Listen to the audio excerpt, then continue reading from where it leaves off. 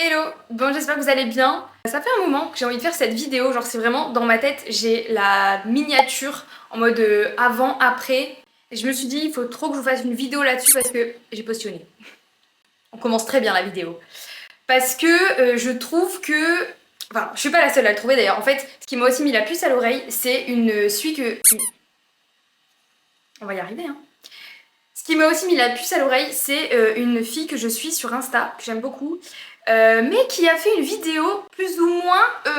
Enfin, je me suis sentie visée en fait, même si elle parlait pas de moi, mais c'était en général. Elle disait qu'en gros, les influenceurs fitness, maintenant, c'était vraiment du contenu culpabilisant, qu'on te montrait des avant-après de ouf, que c'était... Enfin, du coup, les gens faisaient que se comparer, et que c'était pas forcément sain, et qu'on parlait pas de l'aspect mental et tout. Alors... Je conçois parce que en effet, enfin bref, on va pas rentrer dans les débats, mais je me suis dit pour ma défense, même si j'étais pas visée au premier degré, j'ai envie de vous raconter un peu ce fameux avant-après, étape par étape, pour qu'on puisse vraiment se rendre compte et que vous puissiez comprendre si votre objectif c'est de faire un avant-après ou de perdre du poids ou de prendre du poids, enfin bref, vous avez envie de changer. Potentiellement, quelles sont les étapes par lesquelles vous pourriez passer si vous vous lancez là-dedans. Voilà, j'espère que c'est clair le sujet. Et en même temps, je cuisine parce que... Quelle heure il est là? Il est 14h15, c'est bien trop tard pour manger, mais écoutez, j'étais en train de faire ma valise. Je pars pour 3 jours à Courchevel avec Red Bull pour le Courchevel 400. Red Bull 400? J'ai toujours un doute. Franchement, il n'y a pas moyen qu'un jour je me rappelle clairement des trucs que je vais faire dans ma journée ou dans les jours à venir. Du coup, venez, je vais vous montrer un peu ce que je mange ce midi. Alors, je l'ai dit sur Insta récemment, je commence une prise de masse. Oula, sacré contre-jour. Je commence une prise de masse et franchement, je vois déjà les résultats. J'ai jamais été une fille avec pas de forme du tout. Je parle du bas du corps, hein, parce que voilà quoi. La poitrine, ça changera jamais. Mais sur le bas du corps, j'ai jamais été skinny, j'ai toujours eu des cuisses, un peu de fesses et tout. Mais voilà, tu vois, ça commence à faire 5 ans. Et puis oui, moi aussi, malgré moi, je suis confrontée à la comparaison avec d'autres filles qui font la même chose que moi. Et en effet, je me dis, mais attends, en 5 ans, t'as jamais fait de vraie prise de masse. Je vous expliquerai le contexte du pourquoi, du comment, j'en ai jamais fait. Mais en tout cas, je me suis dit, vas-y, je vais tester ça. Et donc là, ce midi, c'est le repas basique de la prise de masse. J'ai fait du riz avec du poisson. Et vous voyez la quantité de riz ou pas par rapport à ma tête? J'ai fait mes calculs de quantité en fonction de mon poids, de ma taille, de mon âge, de mon activité physique au quotidien. Et ça fait une sacrée quantité de riz à manger, je vous avoue, mais je vois déjà des résultats. Donc je suis trop contente. Je comprends maintenant tous les gens qui disent ouais, tu comprends pas, c'est trop dur de finir son assiette quand on est en prise de masse. Moi je suis en mode ouais, mais t'es un malade, moi j'aime trop manger, je pourrais manger 4 fois ça et tout. Pas du tout. Pas du tout. Alors là, surtout que c'est du riz blanc cuit avec un peu d'huile de coco, donc c'est un léger goût. Poisson basique. Donc c'est vrai qu'en termes de saveur, on n'y est pas. Tu vois, il n'y a pas la crème fraîche, il n'y a pas de fromage, enfin bref. Mais du coup, je vais manger et ensuite je vous raconterai ma petite histoire qui potentiellement peut vous aider ou vous inspirer ou vous donner un exemple à suivre ou pas. Peut-être pas. À toutes!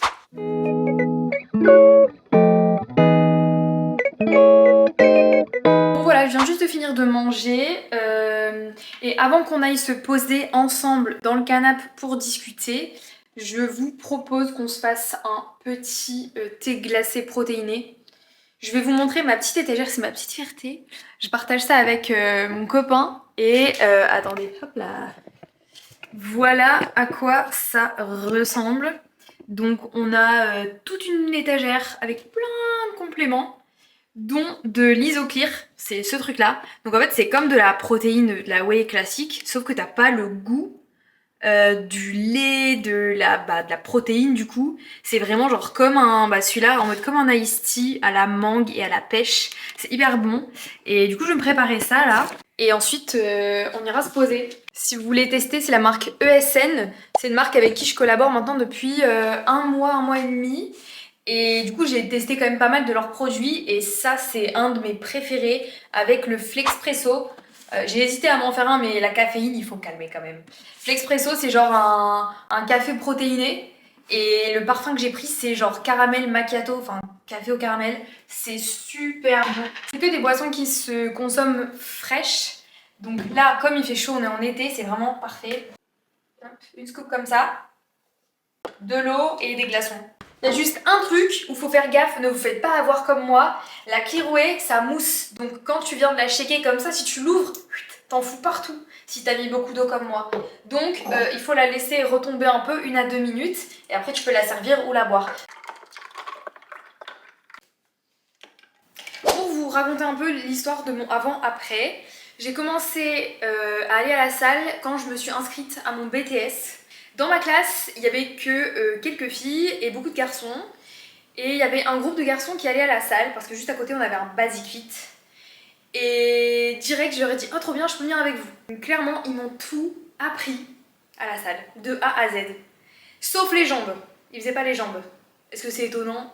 En tout cas ils m'ont tout appris, du moins tout ce qu'ils savaient sur comment on s'entraîne, comment on utilise les machines. C'est là que j'ai eu le déclic sur voilà, je vais vraiment faire du sport pour moi, je vais prendre du temps pour ça, sachant qu'avant je faisais du volleyball en club, donc c'était un sport collectif, mais j'avais pas la conscience vraiment de je vais au sport, vous voyez? C'était genre je vais à l'entraînement pour les matchs, et comme ça je vois mes copines, c'était un peu le mood comme ça.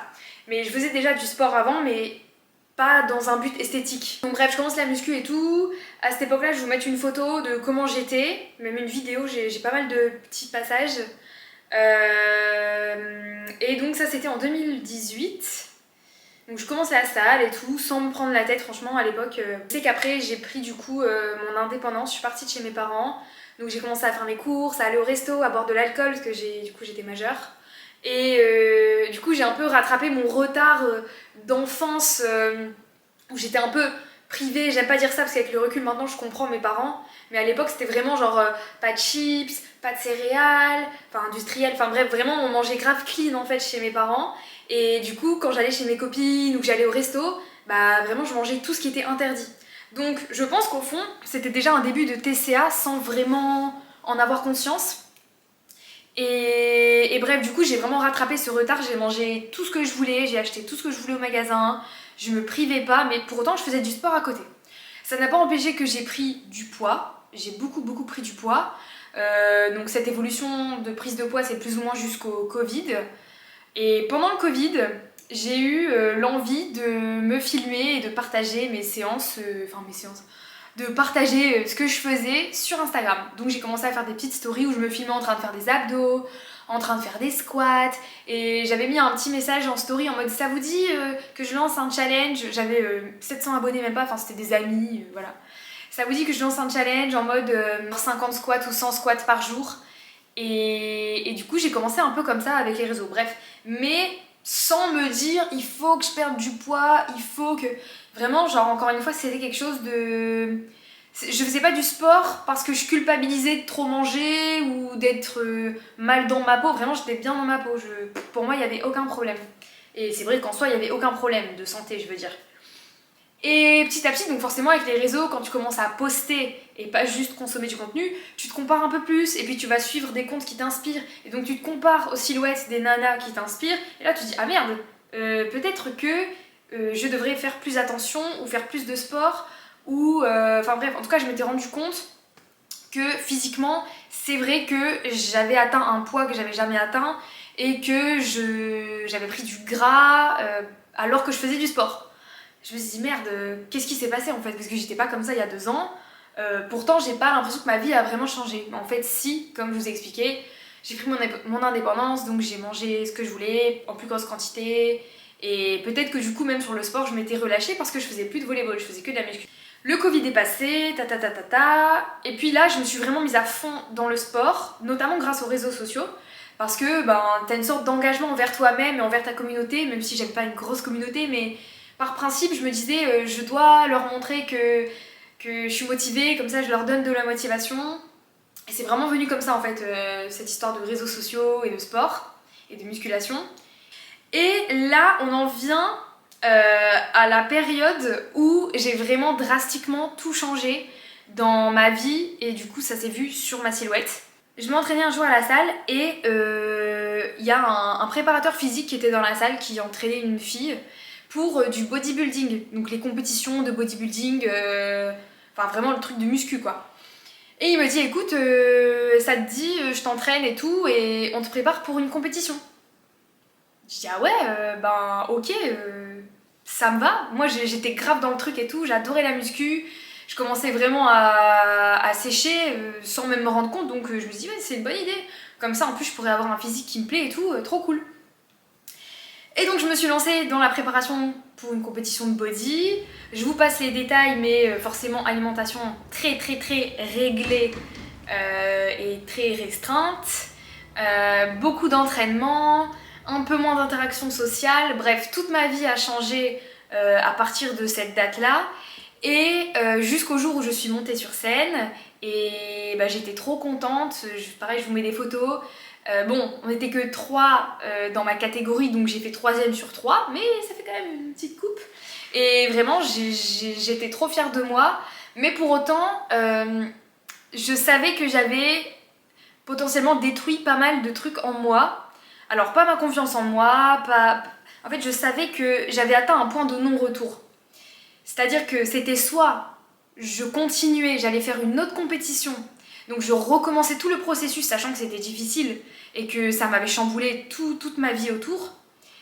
Soit j'arrêtais tout et donc je perdais tous mes repères parce que pendant des mois, c'est quelqu'un qui me disait mange ça, entraîne-toi comme ça, fais ça, fais pas ça. Et là, du jour au lendemain, plus rien.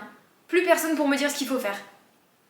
Mais j'ai quand même pris cette décision de pas continuer parce que la fin de la préparation c'était difficile, j'étais très faible, encore une fois plus d'interaction sociale, c'était très difficile pour moi d'aller au restaurant sachant que je pouvais pas manger les trucs qu'on me proposait, même un barbecue avec ma famille je refusais, ou je ramenais mes petites tubes ridicules parce que... Enfin ridicule, je m'entends.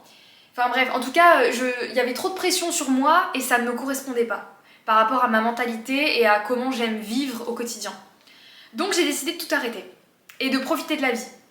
Et évidemment, ça a marché parce que j'ai repris presque 8 kilos, je crois, en très peu de temps.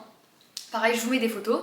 J'ai continué la muscu parce que c'est toujours quelque chose qui m'a plu et j'ai pas fait de muscu pour le bodybuilding, mais vraiment pour moi. Donc ça, je l'ai pas changé. En revanche, l'alimentation, alors je me suis relâchée complètement, comme quand j'ai quitté le domicile chez mes parents. En gros, c'est un peu ça. Je suis un peu retombée dans mes mauvaises habitudes, la nourriture industrielle, des fast-foods, des sucreries, enfin bref, vraiment, j'ai un peu fait machine arrière, comme si je voulais me réparer ou remplir toute cette frustration, tout ce manque. Et vient le moment où je me ressaisis, je me dis non, c'est pas possible, comment dire, ça me ressemble pas, je peux pas me relâcher alors que j'avais justement aimé ce processus de reprise en main et de pleine conscience par rapport à ce que je mange et tout ça. En tout cas, donc une fois que tout ça c'était fini, donc j'ai vraiment pris conscience que c'était pas fait pour moi, que j'avais repris du poids et que c'est tout, c'était comme ça, de toute façon je pouvais rien faire. Et la question c'était maintenant qu'est-ce que tu fais? Parce que j'aimais toujours autant partager mon quotidien sur les réseaux, je l'ai fait d'ailleurs pendant la compétition. Et je me suis dit, c'est pas grave, je vais me reconstruire toute seule, petit à petit. Je vais reprendre des habitudes alimentaires que j'avais avant de faire la compétition. Et il n'y a pas de raison que je retrouve pas un corps dans lequel je me sente bien et en bonne santé. Et c'est ce que j'ai fait. Et donc on en arrive plus ou moins à la période actuelle, à maintenant. Il n'y a pas eu de grosses étapes entre les deux, pas de yo-yo de dingue. Et voilà. Mais en tout cas, tout ça pour vous dire que quand on regarde mon fameux avant-après, donc la photo où on me voit avec la brassière grise et tout, et maintenant, on se dit ah ouais, en combien de temps et tout. Mais en fait, ok, il y a 5 ans entre les deux photos. Mais en 5 ans, il y a eu des milliers de silhouettes différentes parce que je suis passée par plein d'étapes. Et du coup, ce que je veux dire par tout ce message, c'est que c'est pas parce que vous voyez un avant-après avec un programme qui est vendu juste derrière que ça va se passer de la même manière pour vous ou pour la personne qui achète le programme. C'est aussi un peu le résumé de la vie, c'est-à-dire que tu pars d'un point A, tu vas à un point B, mais il y a des milliers de chemins qui vont en fait te faire changer un peu de route et tout. Et encore une fois, le point B, c'est pas un point final, c'est pas un point définitif. C'est-à-dire que la silhouette que j'ai maintenant, dans 10 ans, elle sera encore différente, et ainsi de suite, et ainsi de suite. Pour moi, ce qui est important de garder, et c'est vraiment le message que je veux faire passer là dans cette vidéo, c'est de garder toujours cette même passion, cette même envie, et ce même désir de de prendre soin de soi, de faire du sport ou de faire ce qu'on aime en général, et de jamais se forcer à faire quelque chose ou à continuer à faire quelque chose si on se rend compte que c'est pas pour nous. Et là, du coup, bon, on parlait forcément de l'esthétique, mais tout ce qui s'est passé dans ma tête pendant ces 5 années, on fait que maintenant, aujourd'hui, je prends ce genre de décision d'en parler comme ça et de partager cette histoire, alors que de base, j'avais un peu honte de montrer mes hauts et mes bas, surtout mes bas, parce que je me disais que j'étais pas légitime et que c'était pas bien de montrer que j'avais repris du poids un moment et que j'en avais reperdu puis j'en avais repris. En tout cas, j'espère que ça peut vous déculpabiliser si dans votre cheminement vers un meilleur corps ou du moins une meilleure santé, enfin en tout cas une transformation physique, si ça peut vraiment vous aider à prendre conscience que c'est normal que ça soit pas une ligne droite et que ça le sera jamais d'ailleurs. Et voilà, c'est à peu près tout, hein. Il n'y a plus de place dans la carte SD, de toute façon il faut que j'écourte la discussion. En tout cas, n'hésitez pas à me dire dans les commentaires si ce genre de vidéo vous plaît, un peu voilà, discussion, confession. Et puis j'espère que ça pourra vous aider si vous êtes en train d'entamer une transformation physique ou juste que c'est un sujet qui vous intéresse. Je vous dis à très vite, ciao!